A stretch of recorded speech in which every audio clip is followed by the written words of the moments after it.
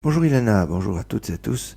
En cette veille de Shabbat, Mevarchim HaChodesh, Shabbat Bereshit, ce Shabbat, on va bénir le mois de Mar Cheshvan qui commencera dans le courant de cette semaine. Et on va lire la première paracha de la Torah, paracha Bereshit.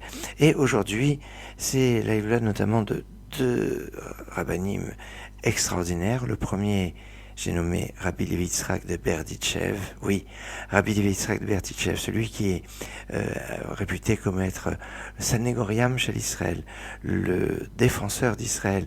Il est né en 1740 et niftar en 1809, un des plus grands maîtres de la Chassidoute, auteur d'un ouvrage qui se nomme Kedushat Levi, mais il est connu pour avoir cet amour débordant pour le clan Israël, pour toujours trouver la défense, toujours trouver le verre à moitié plein plutôt que le verre à moitié vide.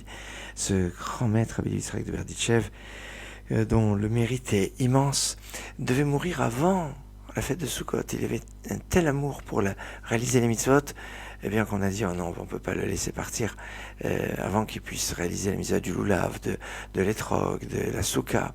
Lui dont on dit qu'avant sa naissance, il avait une telle façon de faire la prière pour le Kippour, qui pouvait remplacer le culte du Kohen Gadol, du grand prêtre, et c'est pour ça que c'était un argument pour ne pas qu'il naisse.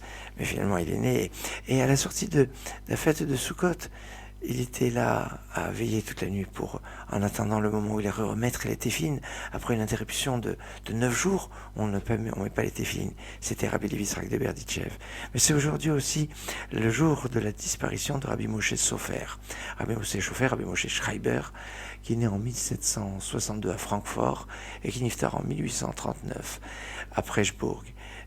Grand maître de Preshbourg, c'est un rav qui va façonner le judaïsme orthodoxe tel qu'on le connaît aujourd'hui. C'est une des plus grandes autorités du judaïsme, le Khatam Sofer, Rabbi Moshe Sofer, avec une puissance de pensée, une originalité dans la pensée.